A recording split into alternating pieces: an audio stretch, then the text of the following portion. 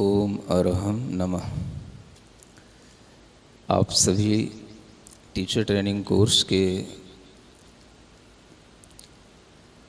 जो भी लोग हैं उन सब के लिए कुछ प्राइमरी लेवल की चीज़ें जानने में ज़रूर आनी चाहिए।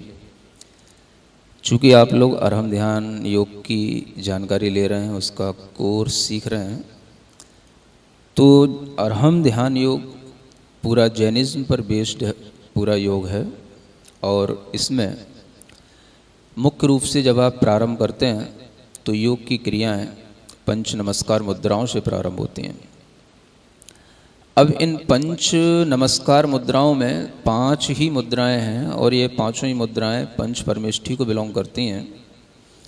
पंच परमेष्ठी का अपने जीवन में क्या महत्व है और क्यों हम इसको नमस्कार से जोड़ते हैं, ये छोटी छोटी सी बातें आपको ज़रूर मालूम होनी चाहिए। परमेष्ठी कहने का मतलब ये होता है कि जब कोई आत्मा, कोई जीव, जब कोई चेतना किसी सुप्रीम स्टेट पर जब बिलोंग करती है तो उसको हम परमेष्ठी कहते हैं, माने परम पद में स्थित हो गई।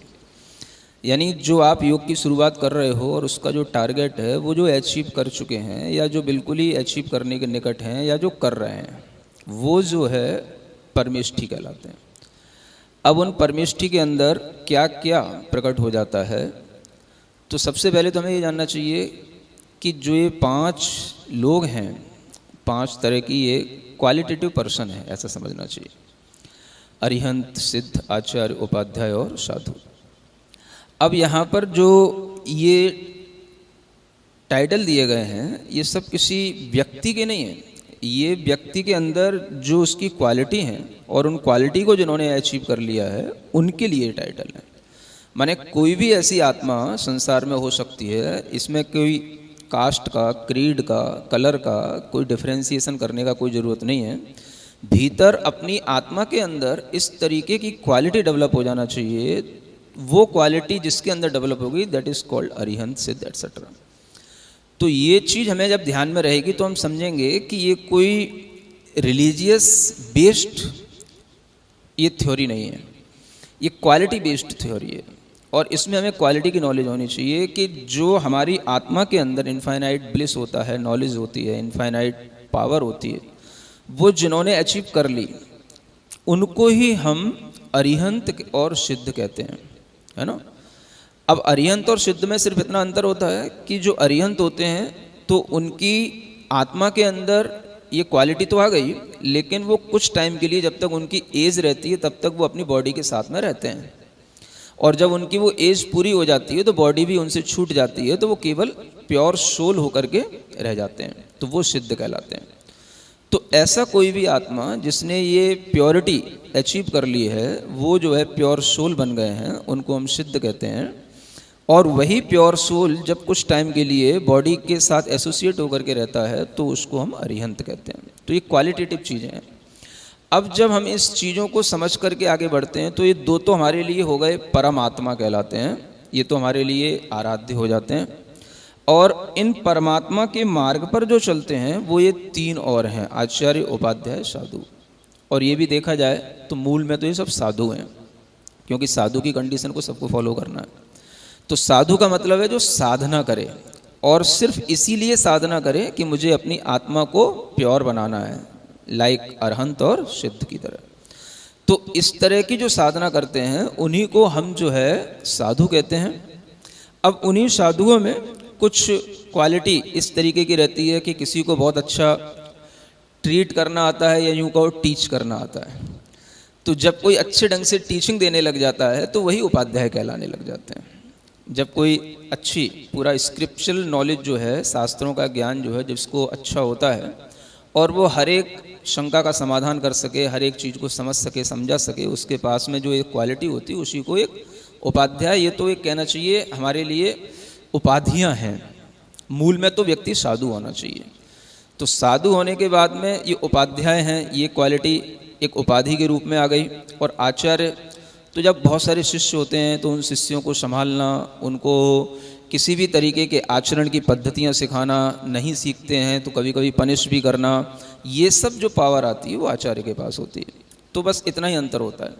तो ये सभी लोग जो है उस अरहम की यात्रा पर ही चल रहे होते हैं और ये सब पूरा डेडिकेटेड होकर के चल रहे होते हैं, इसलिए ये परमेष्ठी के रूप में आते हैं। आप लोग जो अभी सीख रहे हो अभी परमेष्ठी नहीं हो जाओगे आप, ये ध्यान रखना है क्योंकि जब हम सब कुछ छोड़ करके बिल्कुल फोकस एंड फाइंड वाली स्थिति में आएंगे कि जब हम उसी चीज़ पर फोकस करेंगे और हमें उसके लिए कुछ भी त्याग करना पड़े, तप करना पड़े, कठिन से कठिन हमें कुछ भी आचरण करना पड़े, हम उस चीज़ को करने के लिए जब तैयार हो जाते हैं तो हम उस स्थिति में आते हैं। तो अभी आप लोग सिर्फ इसकी नॉलेज ले रहे हैं, तो इसलिए ये जो 5 हैं अरिहंत, सिद्ध, आचार्य, उपाध्याय और साधु, इसलिए इनको परमेष्ठी कहा जाता है। और ये सब अपने अपने अंदर एक, अगर हम स्पेसिफिक क्वालिटी देखें तो इनके अंदर एक एक कोई ना कोई स्पेसिफिक क्वालिटी होती है। और इसी को जो है हम जब समझेंगे तो इसको समझने के लिए हमारे अंदर एक और चीज़ आनी जानी चाहिए कि जब हमने पंच परमेष्ठी को समझ लिया तो अब हम उनसे उनकी क्वालिटी को कैसे गेन करें, है ना। तो बहुत अच्छी एक टेक्निक बताई गई है जैन दर्शन में, और ये टेक्निक है नमस्कार की पद्धति, है ना। कि हम जिनको नमस्कार करते हैं वो नमस्कार हम यूं ही नहीं करते हैं। एक सूत्र है वंदे तद्गुण लब्धे, हमें आपकी ही क्वालिटी की प्राप्ति के लिए मैं आपकी वंदना कर रहा हूं, यूं ही नहीं कर रहा हूं। तो इस तरीके की वंदना के पीछे भी एक पर्पज आ जाता है ना। उसके पीछे भी एक कॉज एंड इफेक्ट का रूल भी काम कर रहा होता है। ये जो एक यूनिवर्स का लॉ है कि अगर आपके लिए कोई कारण सामने होगा तो उसी तरीके का आपके ऊपर इफेक्ट पड़ेगा। तो अगर आप इस तरीके से अपने आप की सोल को प्योर बनाना चाहते हैं, इस तरीके से अपने आप को क्वालिटेटिव बनाना चाहते हैं, तो ये आपके अंदर तभी आएगा जब आप उनके प्रति एक श्रद्धा समर्पण के साथ में नमस्कार का भाव रखें। तो नमस्कार करने का बहुत महत्व है, इसलिए जैन दर्शन में सबसे पहला मूल मंत्र नमो अरिहंताणम, नमो सिद्धाणम, नमो आयरियाणम, नमो उवज्जायाणम, नमो लोहे सब्बसाउणम, यहाँ से शुरू होता है। तो नमो का महत्व है, नमो नमस्कार करना। जितना आप नमस्कार करेंगे, जितना आप झुकेंगे, जितना आपके अंदर हम्बलिटी आएगी, उतना ही आपके भीतर से ह्यूमैनिटी आएगी। तो ये नमस्कार के माध्यम से आपके अंदर एक समर्पण का भाव आता है, और नमस्कार तभी संभव है जब आपके अंदर समर्पण हो, नहीं तो वो देखने के लिए होगा, केवल दिखावे के लिए होगा। तो झुकना महत्वपूर्ण नहीं है, भीतर से झुकना महत्वपूर्ण होता है। तो ये चीज़ हमारे अहम को तोड़ती है, और यही अहम को टूटने पर हमारी जर्नी अरहम की तरफ शुरू होती है। तो जब आप उनके गुणों को प्राप्त करने के लिए भावना करें, तो गुण तो उनके पास बहुत हैं, फिर भी अगर हम 5 परमेष्ठी के 5 गुणों की ओर फोकस करें तो हम कह सकते हैं कि अरिहंत भगवान की पावर हमें चाहिए। क्या चाहिए? पावर। सिद्ध भगवान के लिए बहुत एनर्जी है, इतनी एनर्जी है कि जैसे सन में हमेशा टेम्परेचर रहता है, सन में हमेशा लाइट रहती है, वो कभी भी जो है उसकी लाइट और टेम्परेचर में कमी नहीं आती, ऐसी सिद्धों के अनंत ज्ञान आदि गुणों में कभी कमी नहीं आती। ऐसी एनर्जी अपने को चाहिए, समझ आ रहा है। ऐसे ही आचार्य हैं, उनके पास में इतनी एक्टिविटी रहती है कि वो स्वयं को भी संभालते हैं, पूरा आचरण करते हैं, और उनके साथ में हजारों की संख्या में भी अगर उनका शिष्य समुदाय होगा तो उसको भी वो संभाल लेंगे, इतनी उनके अंदर एक्टिविटी रहती है। तो ये क्वालिटी हैं, ऐसी एक्टिविटी हमें चाहिए। ऐसी तरीके से उपाध्याय के अंदर इतनी क्रिएटिविटी होती है कि वो अपने ज्ञान के माध्यम से हमेशा क्रिएटिव बने रहते हैं, दूसरे लोगों को ज्ञान देने के लिए, दूसरे लोगों को सही मार्ग पर लगाने के लिए, दूसरे लोगों के अंदर जो रॉन्ग बिलीफ हैं, डाउट्स हैं, उनको दूर करने के लिए उनके अंदर ये क्रिएटिविटी हमेशा बनी रहती है। तो यही सबसे बड़ी चीज़ जो हमारे अंदर होनी चाहिए। और एक साधु है, साधु के माध्यम से हमारे अंदर एक एवोल्यूशन होता है, हमारे जीवन में साधना होगी, साधुता होगी, तो ही हमारा विकास संभव है।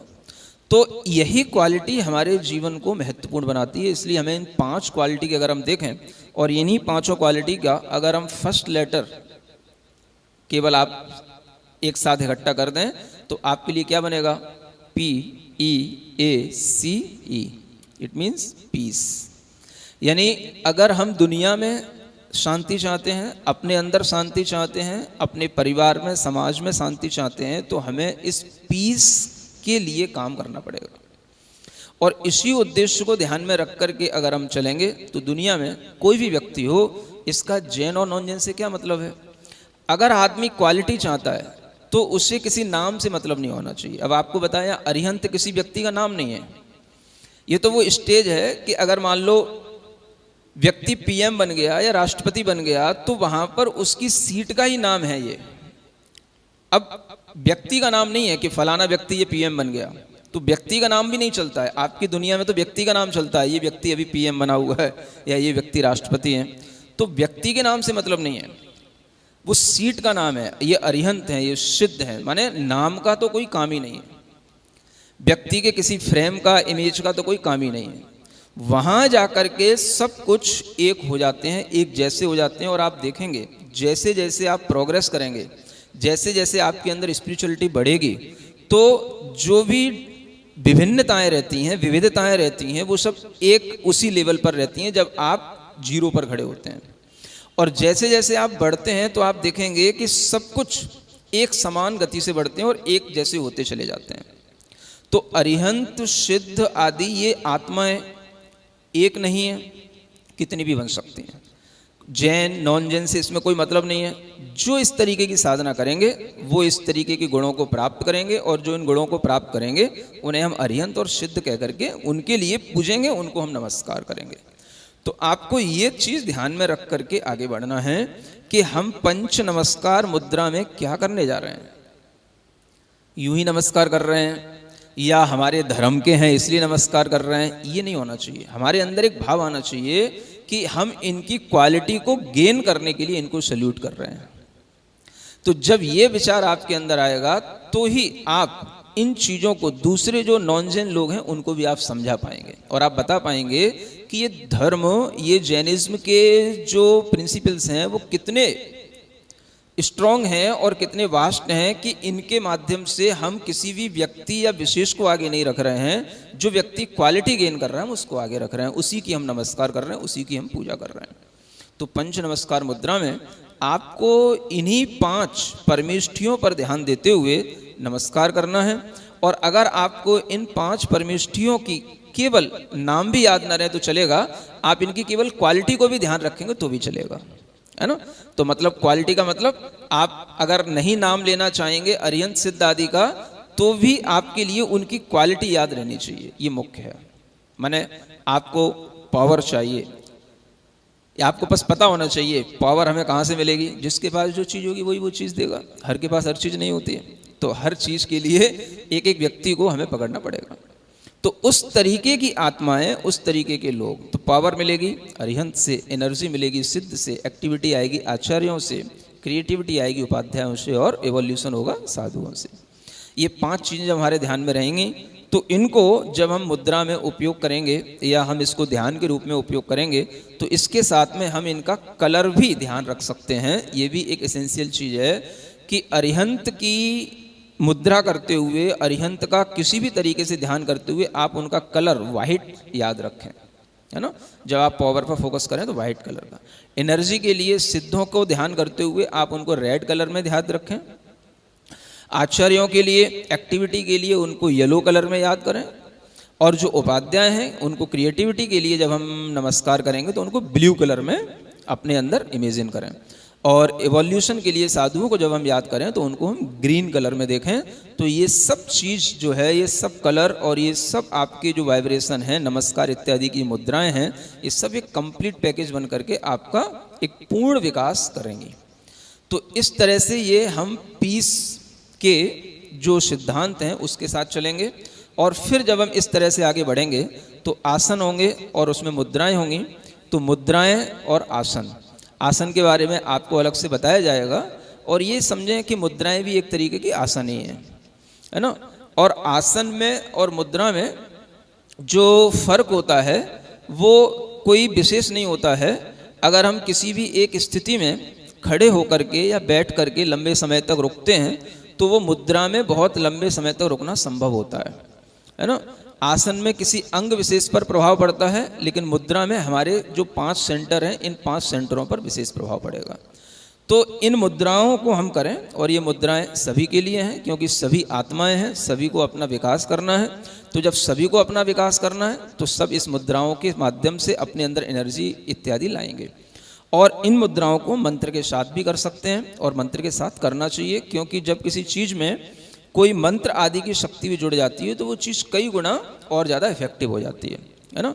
मैं अक्सर कहा करता हूँ कि जैसे मान लो आपको प्यास लगी है और प्यास के लिए आपको पानी पीना है, तो अगर आप सिंपल पानी पी रहे हैं तो सिंपल भी पी सकते हैं, मगर उसी पानी में अगर आप थोड़ा सा कुछ रूअफ़ज़ा डाल देंगे, कुछ थोड़ा सा उसमें चीनी डाल देंगे और कुछ थोड़ा सा उसमें मान लो नींबू इत्यादि डाल देंगे, तो उससे जो उसकी क्वालिटी बढ़ जाएगी। पानी तो वो भी है, तो इसी तरीके से वो जो आपकी प्यास बुझाएगा, वो जो आपको एनर्जी देगा, वो सिंपल पानी नहीं देगा। तो ऐसे ही बिना किसी मंत्र आदि के इन मुद्राओं को करना, आसन को करना और एक मंत्र के साथ करना, इसमें समझ लेना इसी तरीके से एनर्जी कई गुना बढ़ जाती है। तो एक आप कर सकते हैं। और सबसे बड़ी चीज़, जब हम कोई भी आसन को ज़्यादा लगाते हैं तो उसमें भी हमारे लिए कहीं ना कहीं नुकसान हो सकता है, लेकिन मुद्राओं को लगाने पर कोई भी साइड इफेक्ट नहीं है, कोई भी नुकसान नहीं है ना। बस इतना ध्यान रखना होता है कि हम उनको खाने के 2 घंटे 3 घंटे बाद ही लगाएं, थोड़ा सा पेट हल्का हो तभी लगाएं, और उसको हम कितने भी लंबे समय तक लगा सकते हैं। जितना आप इन मुद्राओं में रहने की स्टेमिना बढ़ाएंगे, उतना ही आपके अंदर वह एनर्जी और बढ़ेगी और वो सब पावर आदि भी बढ़ेगी। तो इसलिए हमारे अंदर ये जो 5 प्रकार की मुद्राओं से शारीरिक, मानसिक, भावनात्मक और हमारे आध्यात्मिक, इन सभी स्तरों पर हमारे लिए ये मुद्राएं काम करती हैं। और इसके माध्यम से आप लोगों को धीरे धीरे ये फील होने लगेगा कि अगर आपको कभी भी किसी भी तरह से अनेक प्रकार के जो रोग संभव होते हैं, जो लोग इन मुद्राओं को लगाते रहेंगे वो किसी भी तरह के रोगों से मुकाबला करने में सक्षम रहेंगे और अपने आप को रोगों से बचा सकेंगे। तो ये हमारे लिए बहुत अच्छी चीज़ है, इसको आप प्रैक्टिस करेंगे तो इसके माध्यम से आपको 5 मुद्राओं का ज्ञान आगे और भी धीरे धीरे दिया जाएगा और उनकी विशेषताएं बताई जाएंगी। इन विशेषताओं के साथ ही आपको इन 5 मुद्राओं का हमेशा उपयोग करते रहना है। ओम।